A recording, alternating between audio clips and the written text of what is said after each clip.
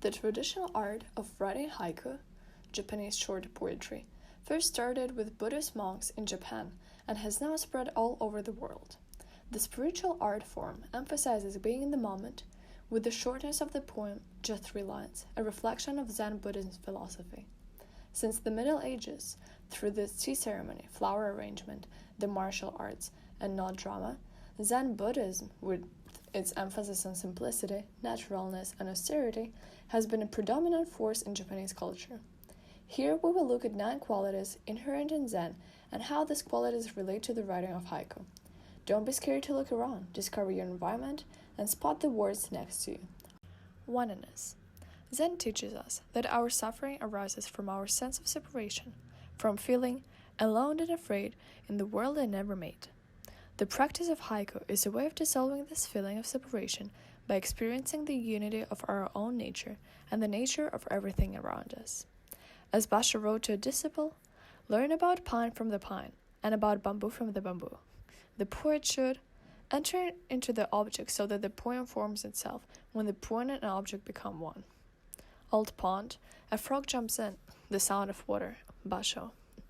Matsuo Basho, a Japanese poet from the Edo period, perfectly reflects the spirituality of Zen Buddhism with the haiku. The stillness of the pond, which is just like the one in front of you, represents a state of silence and oneness with nature. The breaking of the silence with the frog jumping in, and the sound of water represents a happening, a moment of enlightenment. Intimacy. Intimacy means not pulling back but drawing near. For writing haiku, this means being completely in tune with our environment, even if we're walking down a busy street. The following haiku represents a situation where all the characters and all the details are in a silent harmony with each other, which creates a sense of intimacy.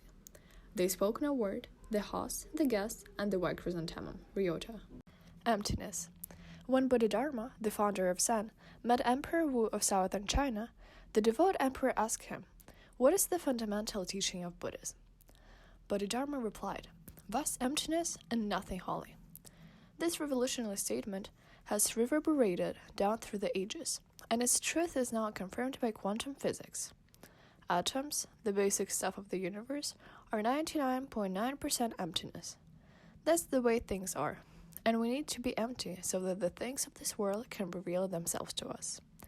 Midnight, no waves, no wind. The empty boat is flooded with moonlight.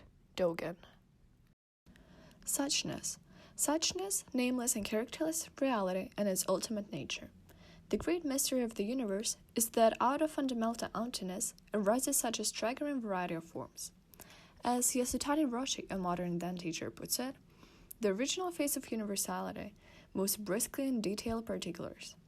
Can you see all the details next to you? People talking, the trees around you are trying to listen, and you, who is just walking around?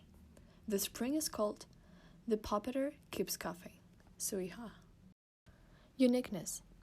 Reginald Blythe affirms that haiku record what Wordsworth calls those spots of time, those moments which for some quite mysterious reason have a peculiar significance.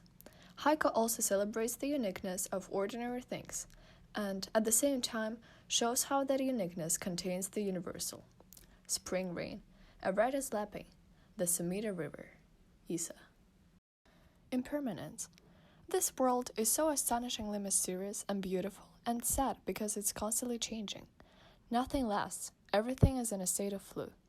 The truth of impermanence does not diminish, but rather enhances the uniqueness of each thing, each person. Life is precious because it's so fleeting. Even if you think about the traffic light, it's never the same. Haiku poets, perhaps, more than any other group of writers, are reporters on the transitory nature of this world, as they use seasons and environment to represent the change. The owner of the cherry blossoms turns to compost for the trees. Utsu, his death verse. Naturalness. In both Zen and haiku, there is an appreciation of the unadorned, of the worn and the weathered. When writing haiku, we pay attention to what is overlooked, to what is on the margins, to what people so easily miss in the hustle and bustle of daily life, particularly the everyday details in our surroundings that we tend to neglect. Naturalness means being one with nature, in harmony with the seasons and our own changing circumstances. Just like you are right now, the following haiku brings our attention to the natural process in our environment that people don't usually see or choose not to pay attention to. The wind brings enough falling leaves to make a fire. Ryokan. Responsiveness. We live in a dynamic universe, and we're called upon to respond. Just like the two people on the road, arguing in front of you, are trying to respond for their consequences. As haiku writers, we respond to the world through our writing. Haiku, by revealing the hidden affinity between things, confirms the basic interconnectedness of all life. It represents the consequences that all the natural processes have on life, and this way shows the inevitability of them. Each time the wave breaks, the raven gives a little jump. Nisha. The raven becomes one with the waves, and we return to where we started in our list of Zen qualities.